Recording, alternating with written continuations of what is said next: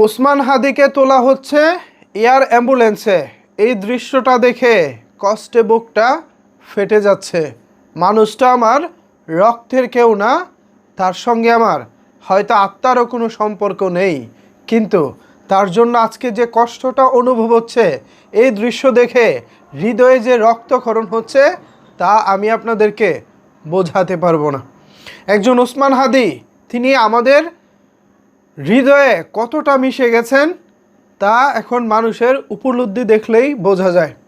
কিভাবে পারলো এই নরপিশাচগুলো ওসমান হাদি ভাইয়ের মতো একজন মানুষকে গুলি করতে, যে মানুষটা 2-3 দিন আগেও রাজপথ দাপিয়ে বেরিয়েছেন, নিজের নির্বাচনী প্রচারণা করেছেন, আজকে সেই মানুষটা মৃত্যুর সঙ্গে পাঞ্জা লড়তেছে। দেশে পর্যাপ্ত চিকিৎসার অভাবে যখন এখন তাকে এয়ার অ্যাম্বুলেন্সে করে সিঙ্গাপুর নেওয়ার প্রস্তুতি চলছে, তখন এই দৃশ্য দেখে বুকটা কেঁপে ওঠে। যেমনটা বলতেছিলাম, মানুষটা আমার হয়তো রক্তের সম্পর্কের কেউ না, কিন্তু কেন জানি তার জন্য এতটাই কষ্ট হচ্ছে, মনে হচ্ছে আমার আপন ভাই, আমার বাবা কিংবা আমার ফ্যামিলির কোনো একজন মানুষ, তাকে চিকিৎসার জন্য হয়তো বিদেশে নেওয়া হচ্ছে, যার জন্য আসলে কষ্টে বুকটা ফেটে যাচ্ছে। এখন আমাদের আসলে চেয়ে দেখা ছাড়া আর কিছুই করার নাই। একজন ওসমান হাদি ভাইয়ের জন্য সারা বাংলাদেশের মানুষ যেভাবে কাঁদতেছে, ইনশাল্লাহ আশা করি আল্লাহর রহমতে যদি হাদি ভাইয়ের যদি হায়াত থাকে, মহান আল্লাহ পাক যদি সদয় হন, তাহলে ইনশাল্লাহ আশা করি আজকে তিনি এয়ার অ্যাম্বুলেন্সে করে যাচ্ছেন, ইনশাল্লাহ আশা করি হাদি ভাই বুক চিতিয়ে লড়াইয়ের মঞ্চে আবারও ফিরে আসবেন। বিমান থেকে পায়ে হেঁটে হজরত শাহজালাল আন্তর্জাতিক বিমানবন্দরে তিনি অবতরণ করবেন।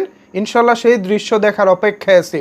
হাদি ভাই, আপনি হয়তো সিঙ্গাপুর যাচ্ছেন, কিন্তু আমাদের অন্তর হৃদয় সাথে করেই নিয়ে যাচ্ছেন। আপনার জন্য অনেক অনেক দোয়া এবং ভালোবাসা রইল। পাশাপাশি ওসমান হাদি ভাইয়ের পরিবারের যারা সদস্য আছেন, তাদের উপরে আল্লাহ শান্তি বর্ষিত করুক, তাদের উপরে আল্লাহ রহমত দান করুক, তারা যেন এই বিপর্যয় কাটিয়ে উঠতে পারে, তারা যেন এখন মনোবলটা শক্ত রাখতে পারে। এছাড়া আসলে বলার মতো আর তেমন কিছুই নাই। হাদি ভাইয়ের জন্য অনেক অনেক দোয়া এবং ভালোবাসা রইল। আশা করি এই মুহূর্তে আপনারা যারা আমার এই ভিডিওটি দেখতেছেন, আপনারাও হাদি ভাইয়ের জন্য দোয়া করবেন। এছাড়াও আমি আপনাদের সবার কাছে অনুরোধ করে দোয়ার দরখাস্ত চাচ্ছি, আপনারা যে যেখানে আছেন ওসমান হাদি ভাইয়ের জন্য আপনারা দোয়া করবেন।